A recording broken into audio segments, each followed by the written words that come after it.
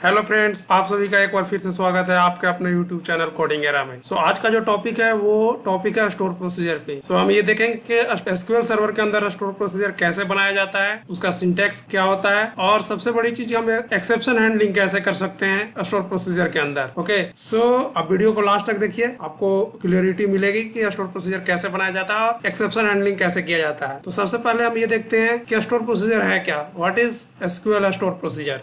SQL store procedure is a group of SQL statements and logic compiled and stored together to perform a specific task. So basically a store procedure is a group of SQL statement. So a store procedure के अंदर हम क्या करते हैं, multiple SQL statement को compile करके store करके रखते हैं, जिससे कि हम उस बिजनेस लॉजिक को दोबारा कॉल कर सके, जब भी जरूरत हो हम उसको कॉल कर सके, और उसके अंदर जो भी स्टेटमेंट लिखा हुआ है, जो भी कोड लिखा हुआ है वो एग्जीक्यूट होगा, और हमें जो भी हमें आउटपुट चाहिए, जो हमारा लॉजिक वो हमें आउटपुट मिलेगा उससे। इसको हम ऐसे भी समझ सकते हैं कि store procedure is a reusable unit that encapsulates the specific business logic of the application.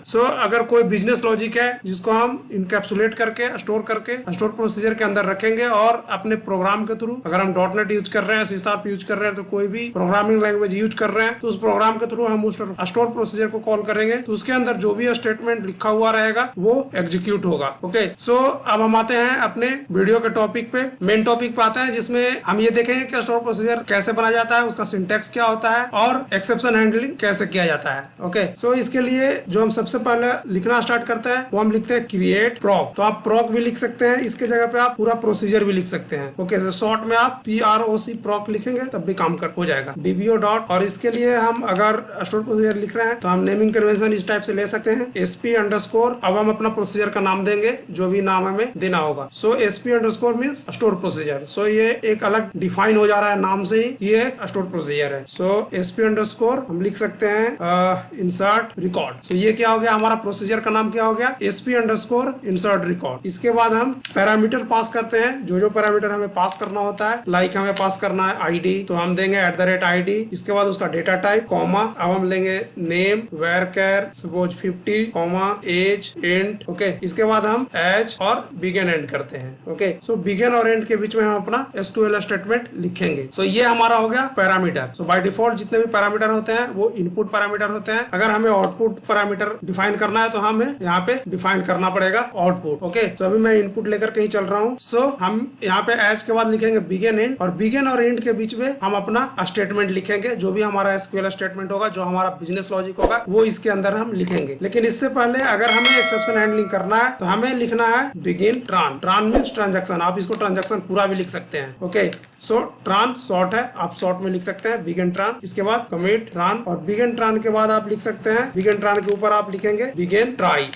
Begin try, और हम इसके बाद यहाँ पे लिखेंगे कमिट ट्रान के बाद एंड ट्राई। इसके बाद हमारा स्टार्ट होगा बिगिन कैच, एंड कैच, और इसके बीच में अगर कोई एक्सेप्शन आ जाता है तो हम इसको रोल बैक कर सकते हैं। ओके, रोल बैक ट्रान, और यहाँ पे हम अपना एरर को सिलेक्ट कर सकते हैं, select error message, okay, as error. अगर बिगिन ट्राई और एंड ट्राई के बीच में कोई भी एरर आएगा तो वो हम एरर मैसेज के थ्रू कैप्चर कर सकते हैं, वो हमें दिख जाएगा कि क्या एरर आया है। ओके, हमें अब जो स्टेटमेंट लिखना है अपना SQL स्टेटमेंट, वो यहाँ पे लिखना है बिगिन ट्रांस के जस्ट नीचे। तो यहाँ पे हमारा SQL स्टेटमेंट आएगा। तो ये है बेसिक सिंटैक्स प्रोसीजर बनाने का, जिसके अंदर आप पैरामीटर लेते हैं और आप ट्राई कैच ब्लॉक का यूज करके एक्सेप्शन हैंडलिंग कर सकते हैं। अब हम यहाँ पे देखते हैं कि बिगिन ट्रान क्या करता है। तो ये क्या करता है, SQL के अंदर, SQL सर्वर के अंदर जब भी कोई स्टेटमेंट, कोई भी क्वेरी एग्जीक्यूट करता है तो उसका ट्रांजैक्शन मेंटेन होता है। हम ट्रांजैक्शन मेंटेन अगर हम यहाँ पे कर रहे हैं तो जब तक वो कमिट हम नहीं करेंगे तब तक वो एक्चुअली उस टेबल में रिफ्लेक्ट नहीं करेगा, वो अपने मेमोरी में स्टोर करके रखेगा। ये क्या करता है, एक पॉइंट बना करके रखता है, और कमिट होने के बाद ही उसको परमानेंट सेव करता है। अगर इस बीच में कोई एरर आ जाता है कमिट से पहले तो वो जाएगा कैच ब्लॉक में, और यहाँ पे रोल बैक ट्रान होगा।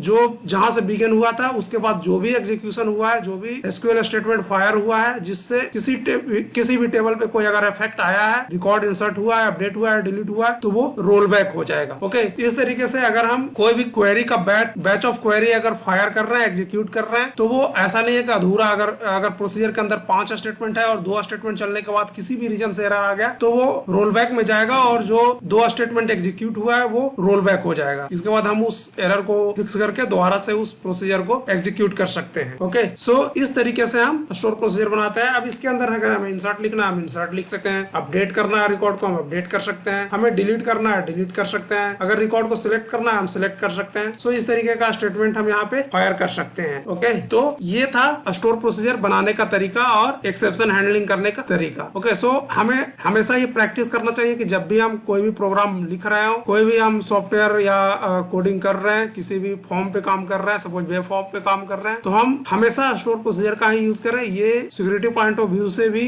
अच्छा होता है। सो अगर जो एसक्यूएल इंजेक्शंस वगैरह होते हैं वो स्टोर प्रोसीजर के थ्रू कम हो जाता है। सो यहाँ पे भी ये बेनिफिट होता है। सेकंड ये क्या होता है कि पूरा का पूरा एक प्रोसेस लिखा हुआ है सो दूसरा यहाँ पे क्या होता है, पूरा का पूरा एक प्रोसेस लिखा हुआ है, एक बिजनेस लॉजिक लिखा हुआ है। जब भी हम इस प्रोसीजर को कॉल करेंगे तो उसके अंदर का जितने भी लॉजिक्स हैं वो सबके सब एक साथ एग्जीक्यूट होंगे। तीसरा ये स्पीड पॉइंट ऑफ व्यू से भी फास्ट होता है। अगर हम इनलाइन क्वेरी लिखते हैं तो उसके कंपैरेटिवली अगर हम देखेंगे तो स्टोर प्रोसीजर हमेशा फास्ट काम करता है। ओके, सो अब आपको एसक्यूएल के अंदर प्रोसीजर बनाना आ गया होगा। आप सीख गए होंगे कि स्टोर प्रोसीजर कैसे बनाया जाता है, इसका सिंटैक्स आपको क्लियर हो गया होगा। सो यहाँ पे हम स्टेटमेंट अपना लिखेंगे। अगर हमें किसी टेबल के अंदर वैल्यू इंसर्ट करना है तो हम इंसर्ट करेंगे, हमें अपडेट करना है तो हम अपडेट करेंगे, डिलीट करना है हम डिलीट करेंगे, अगर कुछ वैल्यू को हमें सिलेक्ट करना है तो हम सिलेक्ट भी कर सकते हैं। तो ये क्या हो गया, स्टोर प्रोसीजर क्या हो गया, it is the group of SQL statement. Okay, so I hope आपको क्लियर हो गया होगा। अगर आपको अच्छा लगा हो तो आप चैनल को सब्सक्राइब कीजिए एंड नोटिफिकेशन भी ऑन कीजिएगा सो दैट आपको नए वीडियो का अपडेट मिलता रहे। और वीडियो को शेयर एंड लाइक करना मत भूलिएगा। धन्यवाद।